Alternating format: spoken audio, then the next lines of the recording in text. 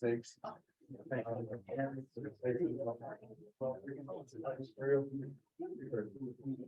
if you all want to find your seat, we'll get started here. Yes. Do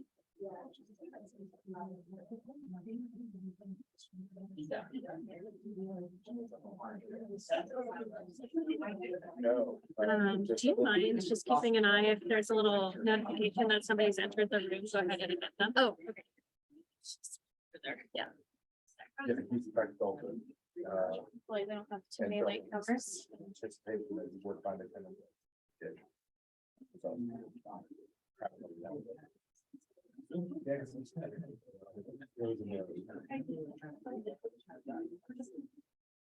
They only bring those up for. We don't have a lot of staff with me, Yeah, because we all type now. Yeah. Welcome, everybody. Thank you so much for joining us here.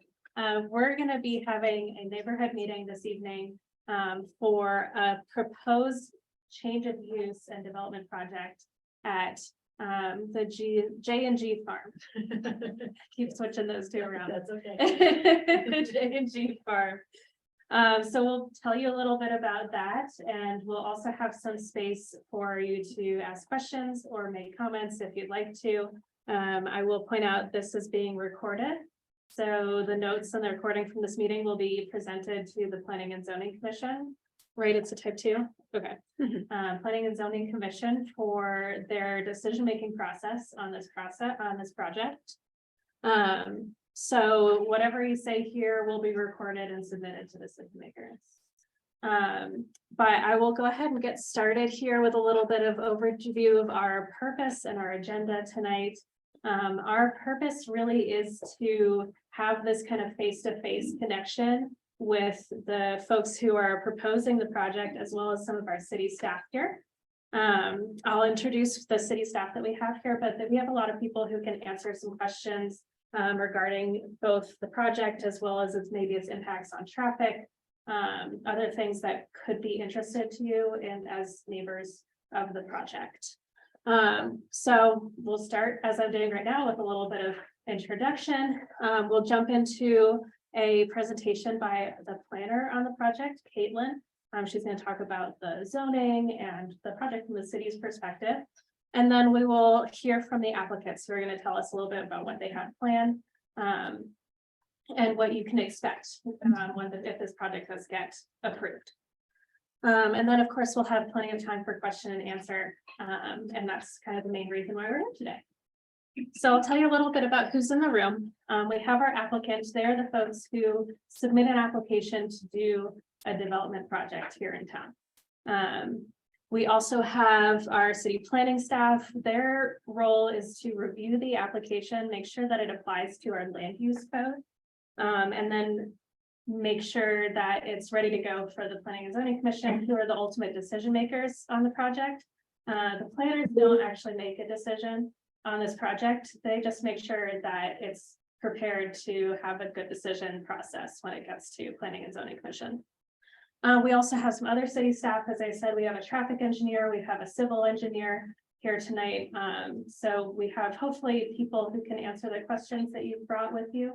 I know that this project also has a little bit of tie-in with our historic preservation department. Unfortunately, we weren't able to get staff from that department here tonight, but that's another conversation that we can continue to have if you're interested. I will be the one to connect you with that staff, and they're very able to answer questions later on. And then we have myself. So my position is the neighborhood development liaison. I liaise, which means that I am your first contact with the city planning department. And I will make sure that if you have a question, you're not sure who it goes to, or you have a comment that's going to go to Planning and Zoning Commission, those are all going to come to me. And I will make sure to disseminate and then get answers back to you. That's my main role. And so I really We'll make sure that my contact information is available to you all. There's a sheet on the entry table. I think I probably didn't print enough, but I'm happy to get you some if you weren't able to grab one, but it has my contact information on it as well. And if you have any questions moving forward, concerns, you're struggling to find information on our website, I'm here to help. And then I think Caitlin's going to talk a lot about the process, so I won't get into that now, but I'll go ahead and pass it over to her to start having a little bit of conversation about the project. Perfect. Thank you, Em, and good evening. I'll stand up to introduce myself for those in the back. My name is Caitlin Puga, and I'm the city planner for the city of Fort Collins that's working on this project. So I think I'm going to sit back down so the owl can hear me too, but let me know if I need to project louder at any point. So you're here tonight because we're talking about the property at 2917 South Taft Hill.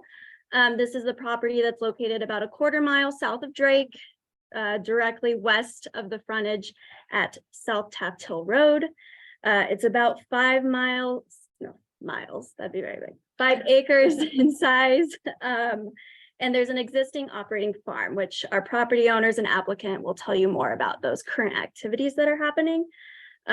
But what they are proposing right now is to have a standard small scale restaurant that would be operating out of the existing barn on the site. There are various other structures that are related to the farming activity, but the main proposal is centered around that barn, as well as the dirt parking lot that is there today. And then this is the mouse. So I just want to emphasize that tonight we are trying to get you information about the zoning, the process. That way we can get some feedback. And then myself and the applicants can use that information to help us when it's in review. So some more context. There we go. So zoning. So this property is in the urban estate zone district. We call this the UE zone district, and a standard restaurant use in the urban estate zone district isn't allowed currently. And so for the applicant to operate that restaurant, they have to actually propose an addition of permitted use. We call that an APU. So you might hear me say APU, but that is basically asking for approval to have this restaurant use operate at this specific property. So it's not operating on any other property in the UE zone district nearby. It's just for this property in particular. The other thing about proposing this restaurant use as an APU is that it does require a preliminary development plan and the APU at the same time. That preliminary plan is kind of your site plan review, where we look at the details, and the APU is the actual use. Both of those do require Planning and Zoning Commission approval recommendation to City Council for final approval on those 2 items. And you can see the site in the hatched border there. It is surrounded by other residential mixed use zone districts. There's your low density mixed use to the east, and then we have medium to the northeast, and then some other urban estate that kind of surrounds that property directly. Oops, wrong computer. Okay, so let's talk about the process, because we have a lot of different process going on here to have this proposal. Where we are today is we're in the conceptual phase. So we had a conceptual review meeting, which is required to go over the requirements that our land use code has for this type of proposal, including that addition of permitted use. We held this meeting in December of 2022, and that brought us to our neighborhood meeting today, which is why you are all here, so that we can get your feedback and help us to review those plans and make decisions. And then after this meeting, the applicant will go back, develop their plans based on what we hear tonight. And then they will need to actually submit a formal application for that addition of permitted use and the preliminary development plan. So once it's submitted to us, planning staff, other city staff departments will need to review that. When we believe that it is in compliance with our requirements, the land use code, we will then schedule a public hearing. So those two processes will require, again, that Planning and Zoning Commission hearing and the City Council hearing and decision. So Planning and Zoning Commission will make a recommendation based on staff's evaluation, and then City Council ultimately decides on the plans. So during that time, we do have public noticing. So you were notified today of this meeting. You will also be notified for when these items do go to hearing or are scheduled for a hearing. So those are requirements that we coordinate with to make sure that you're informed. And last but not least, we have a final development plan, and this is kind of wrapping it all up in a tight, pretty bow, making sure that, again, everything is according to how it was approved. If that's the decision by Planning and Zoning Commission, City Council, then we'll do this last step and just button everything up and make sure it's ready for construction. And I believe that concludes my presentation. So I will then hand it off to our applicant. Ted, Melissa, thank you. Do we need to be Yeah, if you want to. talking to the owl? It should catch your voice pretty much anywhere in this room. We'll come over here. All right. And then I'll just hold upside down there so it's not accidentally moving the mouse Okay. and scroll for me. Hi, thanks for coming. This is us, and we're in this very much of a dream phase of trying to see if we can actually create this on our property. So thank you for at least coming and showing your support in this. We're not developers. We are trying to do something that preserves a little bit of the agriculture and do it in a very entrepreneurial way. So I'm the landowner. I co-own it with my brother who lives in Wheat Ridge, and so I property manage it, and my husband Todd does all like the maintenance over there, and we lease it to Alex, who owns Folks Farm. Folks Farm and Seed, yeah, we've been leasing them ever since 2020. And we've been growing vegetables there, and we have a small farm store and farm stand that's open seasonally as well. We can get our products, and yeah, it's a very beautiful spot. We feel very lucky to be there. And then Dan is our good friend. Hi, I'm Dan from Little on Mountain, representing Little on Mountain. My partner Brent Jackson also involved in this as well. He unfortunately can't be here, but certainly is involved in this. Involved with a couple people, but Alex with Folks Farm buy product from them during all the seasons that we can. And of course, friends with Melissa and Todd. Todd's built a lot of our projects over at Little, or at least helps us to build up that place to what it is today. So it's kind of it's a family atmosphere over here, and we're all trying to work together to make a cool project happen. Yes. Yep. So Caitlin kind of ran through this city speak. I'm fortunate enough to be neighbors with Ted Shepard, who is a retired city planner. So he has been helping us through this process, and he's the one who tells me how to write these things because I wouldn't otherwise. But also Caitlin kind of reviewed that, but that's what we're requesting and kind of the process that Caitlin went through. So here's our goal is, we want to provide the west side of Fort Collins with a unique farm experience that preserves our agricultural roots and connects people to local food in a meaningful way. And I can kind of talk about like how this is where I want to keep it. Clearly there's a million things we could probably do over there as you see all the surrounding things coming. But my goal is try to keep it as a farm. My father purchased it in 1979 as a hobby farm.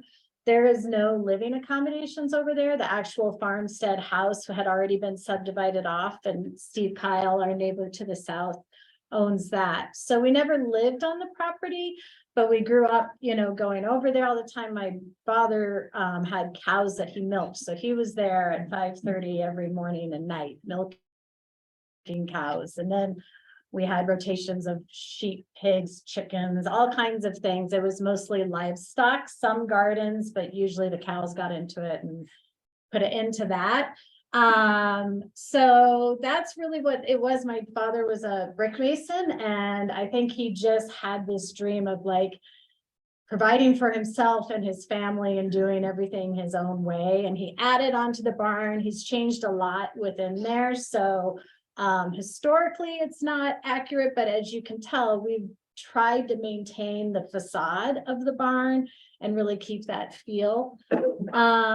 Then when my father passed away in 2007, kind of the remaining cows were sold off, and it sat dormant until a friend mentioned, you know, what about doing a CSA over there? And I found, I mean, I'm incapable of that, but found some farmers who wanted to do that. And so we, you know, started leasing it out to them. We have historic water rights, so there's more than enough water to irrigate there, which is a huge thing with farming. And so it's gone through a few iterations of CSAs. And then fortunately, Alex has made a great go of it and is, you know, on his 3rd year and scaling up, which is great. 4th year, yes. And then when my mom passed away, my brothers and I inherited the property, and my brothers kind of wanted to sell it. I'm the only one who lives in Fort Collins, and I really wanted to keep it, but I couldn't afford to buy them all out. So I convinced my brother Monty, fortunately, to buy out the other 3. So that Monty and I own it under J&G Farms and have continued to lease it out as a CSA. And this is a way to keep it as a CSA, to keep it as a farm, to keep it as that, you know, iconic red barn that you all see, but invite the community on in a real special way. So present, Alex cranking on it, which is awesome. The public's been on the property because we've done farm dinners, we've done community events. Alex was doing pop-ups on Wednesday nights with food trucks. The food stand or the farm stand is open to the public. So stuff has been happening there. And so as neighbors, if you haven't been impacted, that's kind of the intention. We think this property lends itself well. It's got a cut in from the street. It has an entry and an exit. You know, it's not going to impede traffic. And we've seen how successful bringing the community on here can be. And so this is a way to formalize that and to kind of resist the development pressure that's happening all around us. And I don't think we need more houses over there. I would love to be able to keep this as a farm. Anything to add to this? Okay. I would say we have 100-person plus CSA, and they use that barn and that farm stand to pick up their shares on a weekly basis for 25 weeks out of the year. So it does experience like quite a bit of traffic. She's not kidding. And so but we see it flow really well in and out between on the driveways. So, and some of our bigger events as well, and even handle the parking. Yeah. So here's the dream. And Todd did some quick little napkin illustrations for us. He's not an architect, so we'll see how feasible this is, but really the goal is to optimize the outdoor space and, you know, to bring people out there during the growing seasons. And that's when it's so beautiful and inviting. And the view to the west is just amazing. And neighbors who are around there who have that view, you know how precious that is. And so to capitalize on that, to have outdoor seating.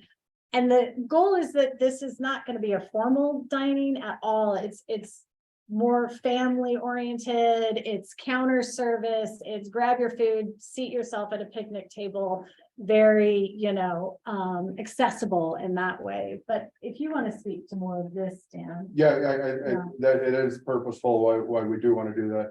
Little on Mountain certainly has its reputation as a small place and an intimate dining place where it's involved full service. And that's certainly our reputation there, but this is the opposite, we always heard a lot of feedback when we were first opening up Little about, the desire for family dining and wanting that aspect. For families to have a place where both the parents and the kids and the entirety of the family can go. Sort of in a family setting where they're welcomed by the restaurant to feel comfortable doing so. So the idea of this is the setting is already there, the building is already there, the space is already there.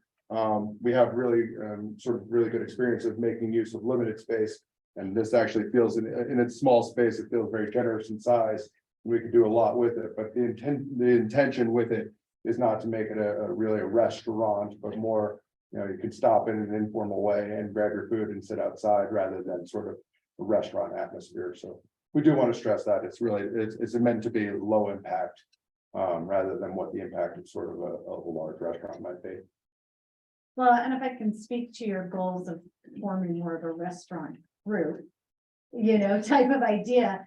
What that lends itself to is actually providing for farmers like Alex to not have to be schlepping to markets and really working his ass off in time and resources, doing farming for a million different people, but doing it for people like a restaurant group where he knows what he's growing, he gets to focus on growing it, and then building out a really nice farm stand so that, as people are coming in and getting their food, they get to leave with a bag of produce, and we can really customize that.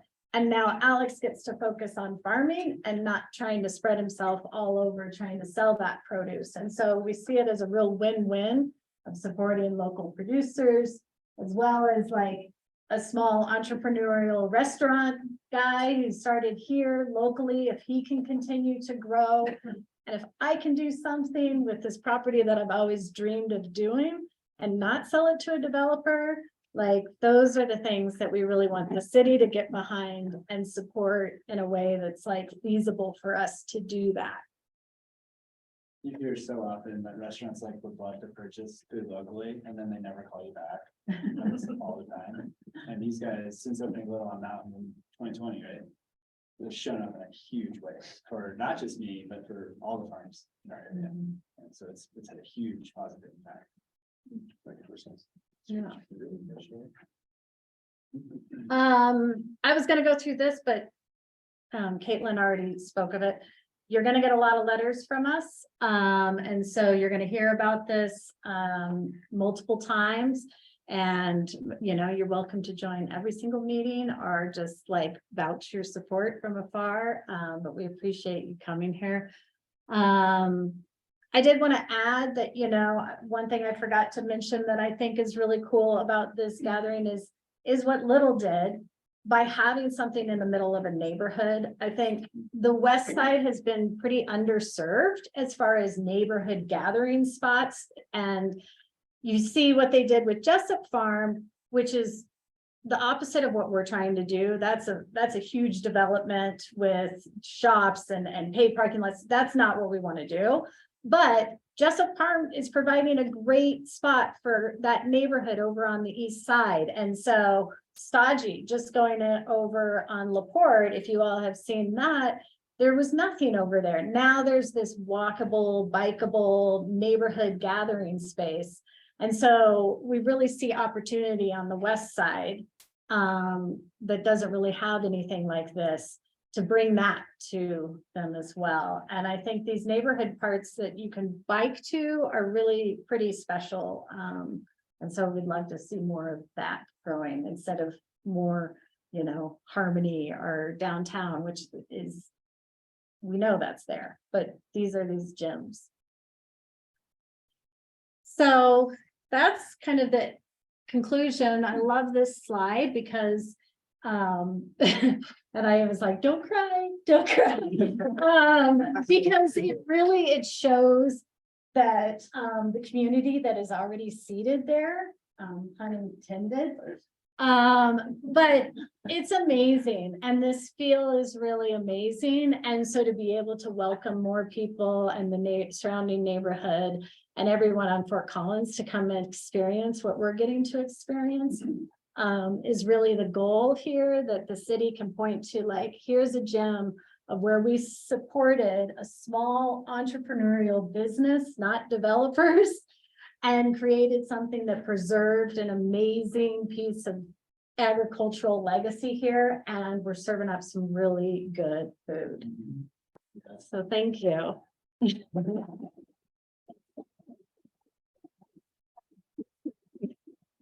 All right, thank you so much. So we will go ahead and jump into our Q&A portion of the evening.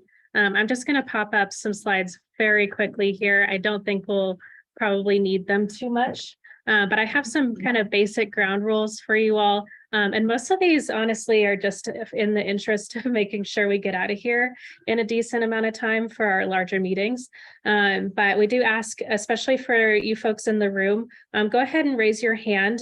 If you're not familiar with the Zoom, there will be a button down at the bottom of your screen that looks like a smiley face, and you can click that and it'll give you an option to raise your hand. And then I'll go ahead and call on you, and I'm going to go back and forth between people in the room and people on Zoom. So we have kind of an equal time here. And I'll call on you before speaking, just so that we don't have people talking over each other.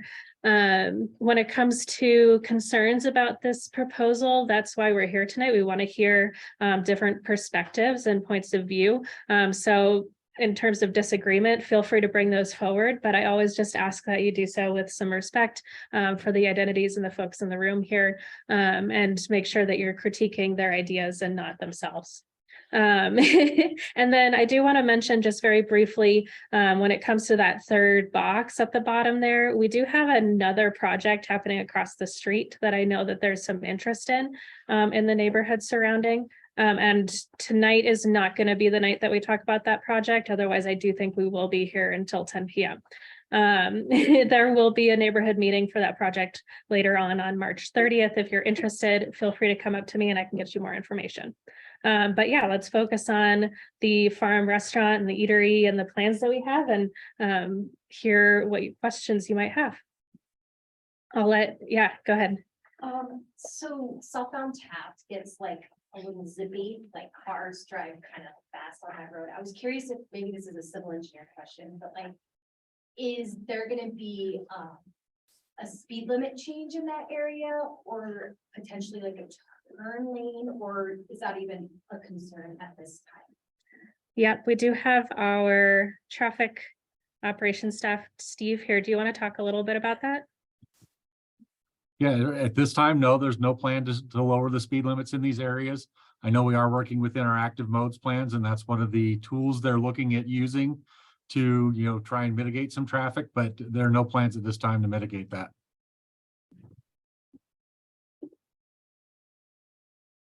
Yes.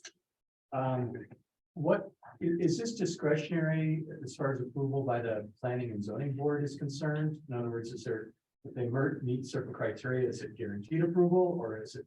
No, so they will use the land use code to develop their plans and make sure that it's compliant with all of the standards that would apply for a commercial restaurant use in this zone district.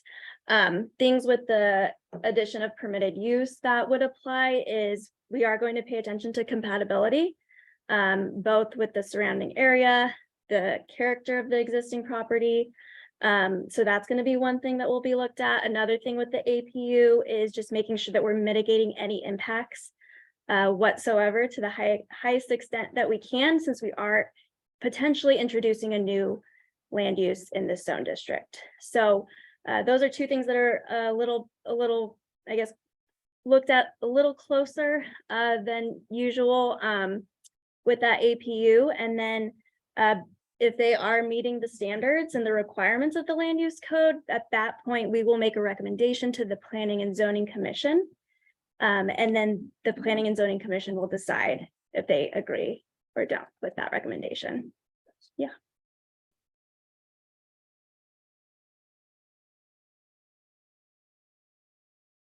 Yes, sir. Can we make comments too, as opposed to Yeah. questions? I Absolutely. can build a question in. Bring it all. Okay. I was, my name's Andy Smith. I'm a 25-year resident of the neighborhood. I live just on the other side of the park, and a bit of a planning nerd. I was chair of the planning and zoning board a few years back. And was also involved on the stakeholder committee for the West Central Area Plan. And so I want to talk, I think, just real quick about some of the technical aspects and maybe some of the bigger picture. I mean, technically speaking, the addition of a permitted use here seems like for this use slam dunk, because I think primarily a UE lot that runs onto an arterial lives a lot differently than one that's set on the country lane. And so the idea that this use would be compatible with all the other approved uses in that zone district seems very obvious to me. And then in this neighborhood scale. And, we're trying to build this community of 15-minute neighborhoods, that neighborhood scale. And with so much development pressure from residential, it's hard to have a good authentically Fort Collins retail or a restaurant to be built, especially on the west side.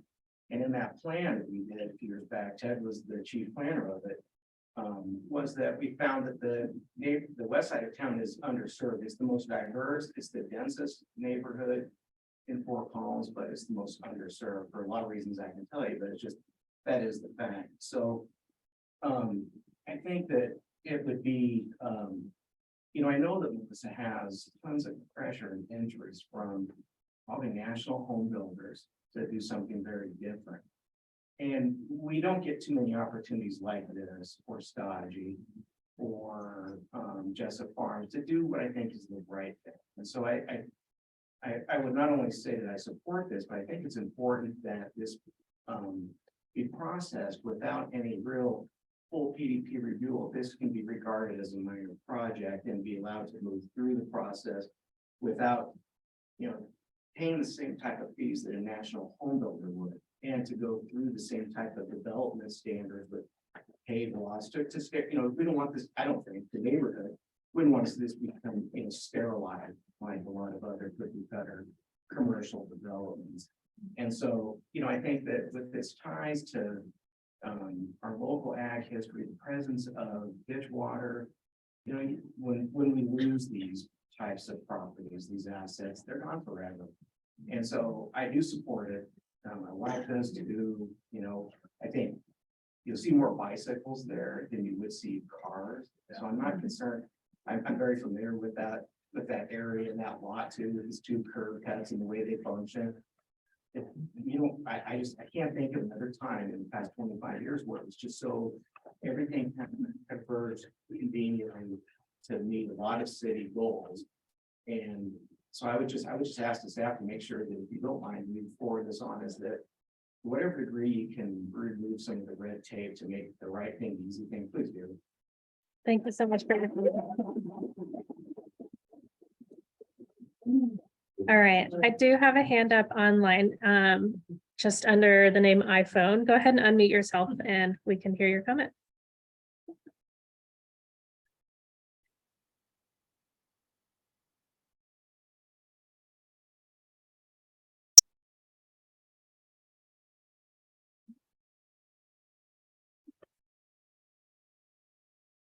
For the Zoom user whose username is iPhone, I see that you have your hand up if you want to unmute yourself. If you're on your phone, you can dial *6 to unmute yourself.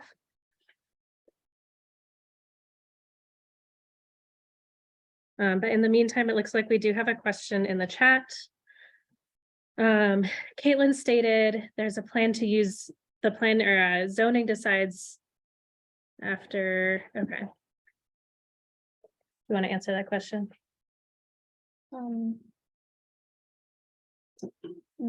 Is this from iPhone user?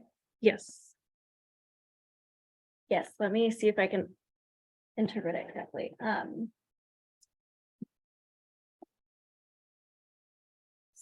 So Planned I'm use. assuming they are referring to, and let me know if I'm wrong, the Planning and Zoning Commission decision and how they make their decision. It's a great question, but they do uphold the requirements of the code. And I keep saying code, that's the land use code.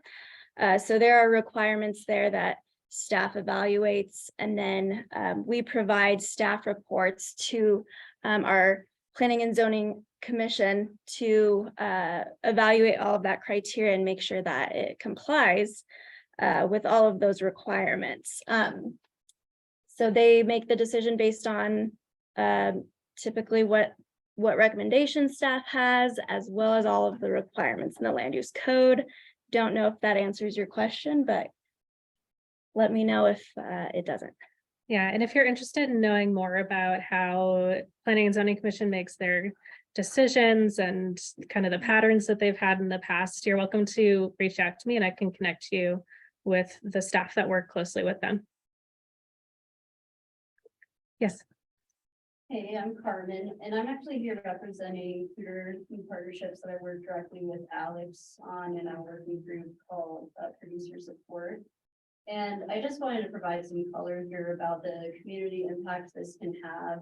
And I also am someone who's a longtime resident in the neighborhood, still have a property in the family nearby. And so the color that I'll add is that there are not a lot of resources in this community, despite having so many CSAs to really allow the sourcing and also just like the beautiful curation and cooking to feed people that are very interested in a concept like this.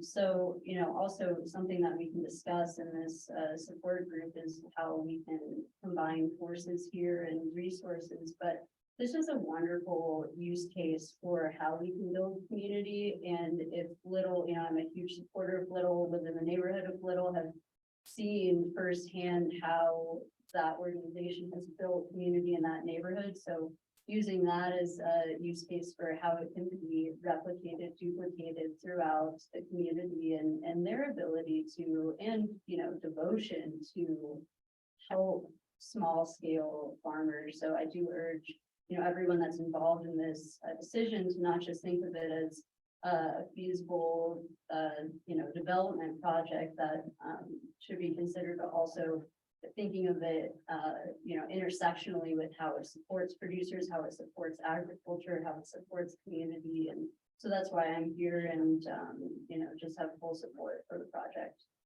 Thank you. So, it is a whole site plan part of this, or is it just, here's the restaurant, we're good, or is it just the whole prop? Okay, No. so then that leads into my next question, maybe this is for you, there's some older, maybe mobile home, a shipping container, other things on the property. Will those things be removed as part of the? Yeah, the plan is to clean it up and, yeah, get it Okay.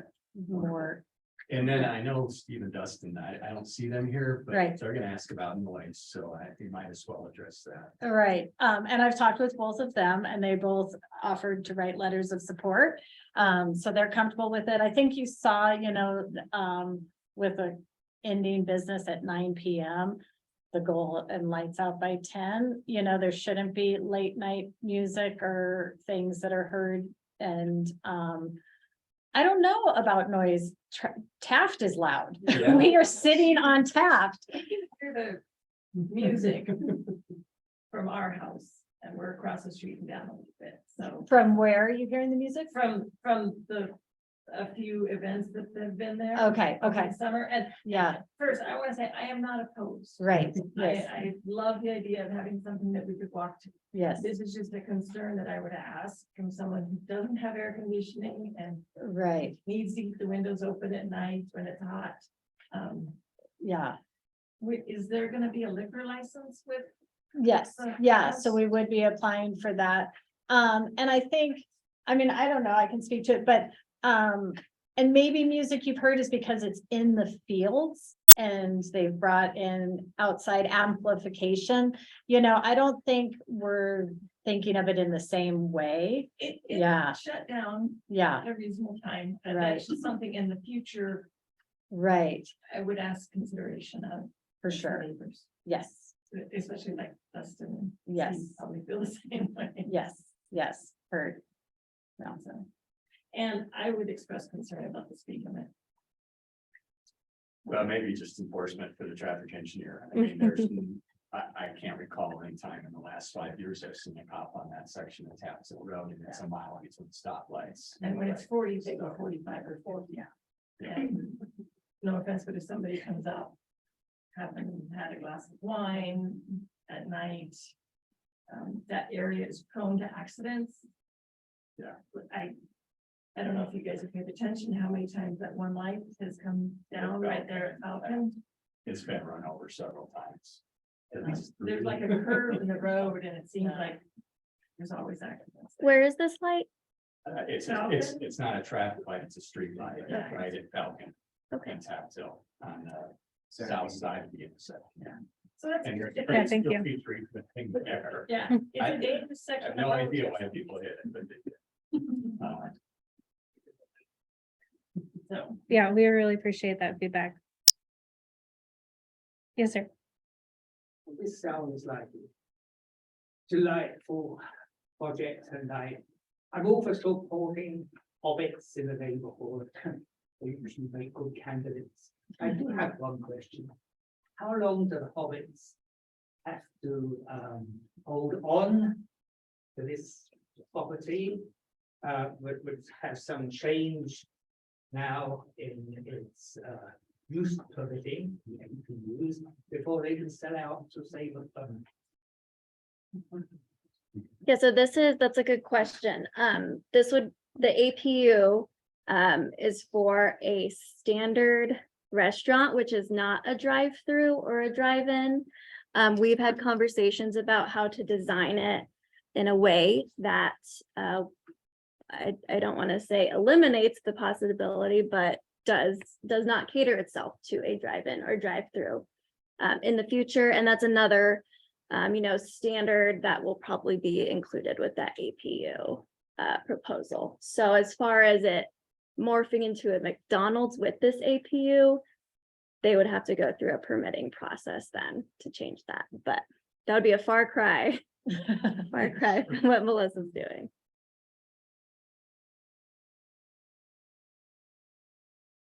Yes. I was just gonna say, we went to a planning meeting in LaPorte. And it was an entire gymnasium full of people against the gravel pit that they wanted to propose. That's basically right in the center of LaPorte. And it was a gymnasium full of pretty angry people and a lot of intensity. And I mean, they fully got approved. I mean, so it's like, I guess, I mean, to see a group of people that are really for something that's special, and like you said, it's like, once it's gone, and the opportunity, and so I just am kind of rooting for the spirit of Fort Collins to continue to be a place and a destination where creativity and authenticity can thrive. Yeah, it's definitely a nice change of pace this evening. So I appreciate it a lot. But I will say, I can't really speak for the Planning and Zoning Commission. I never want to make promises that they can go back on. So the decision is entirely up to them. I have seen them use public input to make their decisions before. Which is why I continue to do these neighborhood meetings. And I think that they will be very interested to hear some of the feedback we've heard about traffic, noise, et cetera, when they're thinking about their decision, and they could request things of the applicants that are conditional to their approval because of that. And I also want to mention that while staff is not the decision maker, we also can utilize this information to recommend these changes to the applicant. Yes.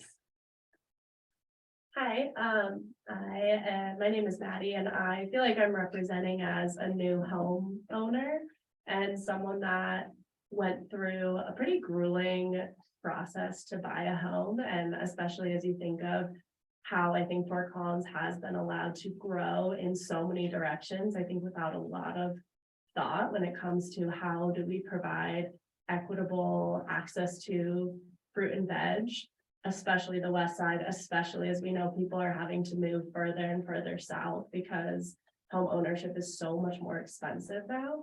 This is such a great opportunity to be able to meet people that are already there. And also we acknowledge that so many people are outgrowing their homes and passing away, it's being passed down, they're being sold. And as that happens, we need to anticipate these changes and allow for spaces that can be preserved instead of sold and developed, like we know happened directly behind the farm. I mean, those mega mansions that went in, that would probably happen, or what's happening on Prospect between on Shields between Prospect and Drake, like that mega apartment building, that would probably happen at that. So it's like the noise of a farm versus the noise of bringing in 300 new like people seems really smart to me. So yeah.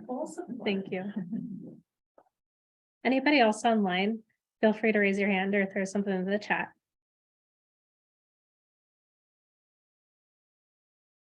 If you don't know me very well, I have a superpower, which is being able to sit here quietly for a full 10 seconds until everybody feels really uncomfortable.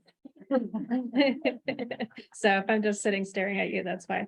Yes. I know I raised maybe what seemed like a concern, but I just wanted to state for the record that I'm, as a neighbor, like, I'm fully in support of this project. I think that it's gonna open up a lot of doors for a lot of people in that area, and the fact that we're trying to move toward not driving our cars to Old Town and looking for parking for 20 minutes, and it's like, we can all get to like meet our neighbors and like build community, like you were saying, it's like, and like increase the visibility of access to CSAs, and it's just great, and I'm 100%. Thank you very much. Melissa's commitment to keeping a farm stand and mercantile space available for grocery shopping, like you don't need to buy a coffee to like get food. In this, all is like, we're seeing a huge consolidation of grocery chains, the Albertsons, Kroger, Nurture, I think would like make grocery stores owned by 40%, like they have 40% ownership in Fort Collins. I think that's low. I think I'm like low on that number. So this is really special in that way of access, equitable access. And yeah, it's really cool that that's a part of it as well as a restaurant. For the record, I'm supportive as well.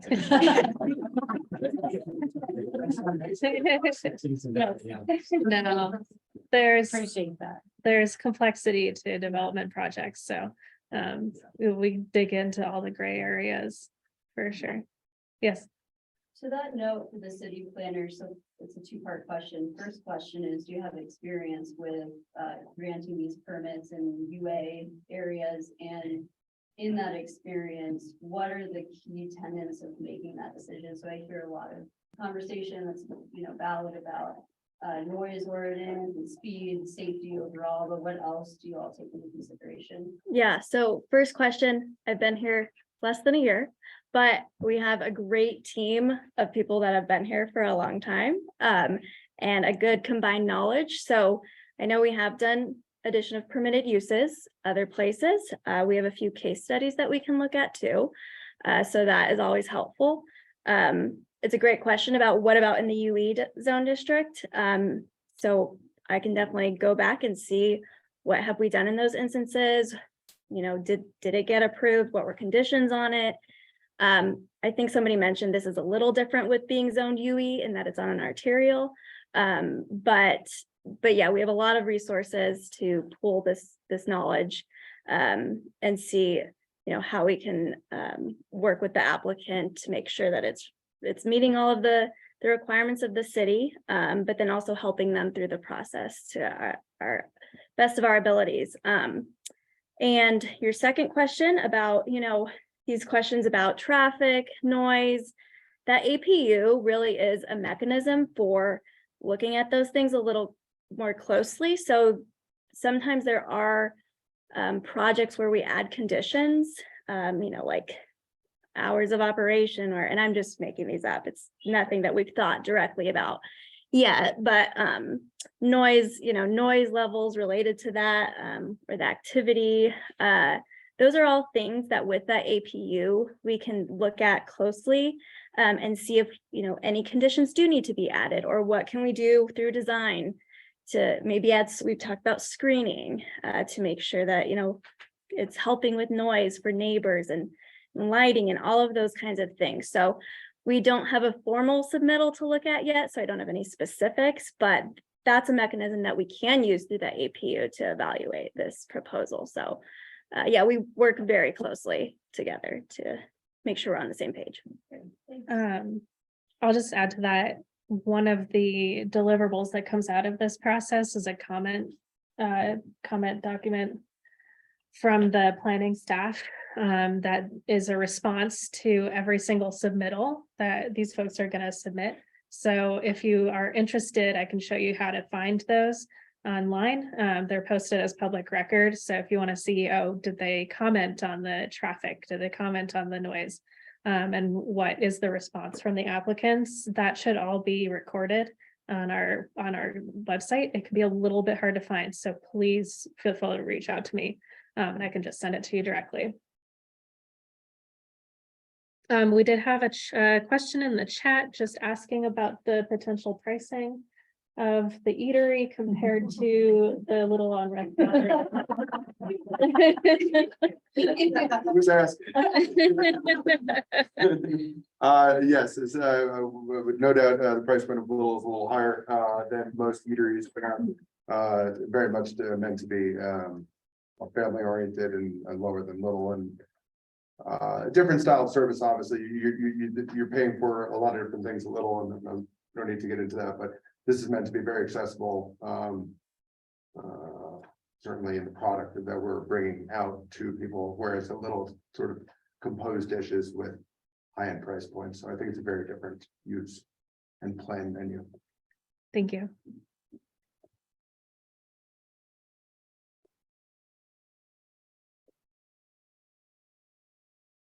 Testing your superpower. It's not my superpower. Yeah, it makes me feel pretty powerful. But if we are out of questions, I'm not going to hold you here all night. So for those of you online, we're going to start wrapping up here, but I will be here. So if you have anything, feel free to raise your hand. I'll be keeping an eye out. I'm just going to pop a couple more slides up to show you what the next steps are, so you know how to continue to engage on this project. Okay, so as I mentioned at the beginning of the meeting, the OWL here has been recording visuals and audio from this meeting. So the comments that were made, those will all be recorded and saved, as well as the questions, in case the planners want to get back to those. And if you wanted to revisit anything that came up here tonight, we do post that recording on YouTube. It usually takes me about 48 hours to get that up. And it's just on the city's YouTube page. There's a playlist for neighborhood meetings. Depending on the process, I think for this one, it requires another neighborhood meeting for the, for the other PD. I think so. Yeah, so there will be another neighborhood meeting for this project. If you received the letter for tonight, you'll also receive the letter. Those are sent out to properties within 1,000 feet. If you didn't receive the letter, on the important links document I have at the back, there's a website where we have all of our neighborhood meetings listed. Those are posted 2 weeks in advance, so you should have plenty of time to plan if you'd like to come again. We will also be posting updates as it kind of moves through the development review process on the same website. And that includes a link to public records where you can find those comment letters and things that I was talking about. And then we will also, once it goes to public hearing, send you all a letter for that as well. And then just reiterating again, if you have questions or concerns that come up in the meantime, sometimes the development review process can kind of go from the neighborhood meeting into like a black box and then appear on the other side looking completely different. And people are shocked to see what comes out at Planning and Zoning Commission because the project has changed based on the land use code or changes in money issues and things like that. So please feel free to keep in touch with me and I can help you kind of continue to keep an eye on this project as it goes through the process, especially when it comes to finding those documents because it's very tricky. So that's all we have for you tonight. If you didn't receive a document with important links on it tonight, because I didn't print enough, let me know. I will email you one right away here, if you'd like to do that. And I also just ask if you don't mind to take our survey. I'm looking to kind of see how we can improve these neighborhood meetings. So there's a QR code in the back for you if you're interested. And here's my contact information. Again, it's on that important links document, but if you want to take a picture or write it down, feel free. Thank you. Thank you. Yeah, have a pleasant evening.